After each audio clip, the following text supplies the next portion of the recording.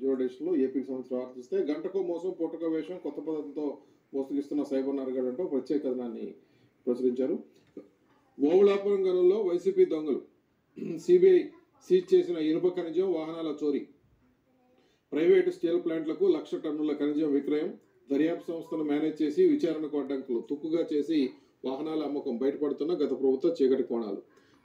23 జిల్లాలకు కొత్త ఎస్పీలు, వైసీపీతో అంటకాగిన పలువురు అధికారులకు దక్కరి పోస్టింగు, భారీగా ఐపీఎస్ల బదిలీలు.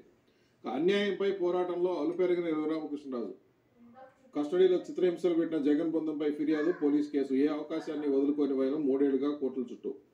కార్యకర్తలపై అక్రమ కేసుల్ని తొలగిస్తాం, 6 నెలల్లోగా నామినేటెడ్ పోస్టుల భర్తీ, పెండింగ్ బిల్లులకు మోక్షం, స్థానిక సంస్థల్లో బీసీలకు 34% రిజర్వేషన్లు పునరుద్ధరిస్తామన్న టీడీపీ రాష్ట్ర అధ్యక్షుడు పల్లా శ్రీనివాసరావు. ఇక అభివృద్ధికి ఇక స్పీడ్ బ్రేకర్లు ఉండవు, మా ప్రభుత్వంపై ఇప్పటికే ప్రజల నమ్మకం వచ్చింది, ప్రార్థనాలయాలు లేకపోతే నేరాలు పెరిగి జైలు చాలవు, హరే కృష్ణ గోకుల క్షేత్రంలో ముఖ్యమంత్రి చంద్రబాబు వ్యాఖ్యలు. ఇక విశాఖ మెట్రో సరికొత్తగా ఆకృతుల్లో మార్పులు, ఉప ఎన్నికల్లో ఇండియా విజయం, విపక్ష కూటమికి 10, బీజేపీకి 2, బీహార్లో ఒక స్వతంత్ర అభ్యర్థి గెలుపు. ఆంధ్రజ్యోతి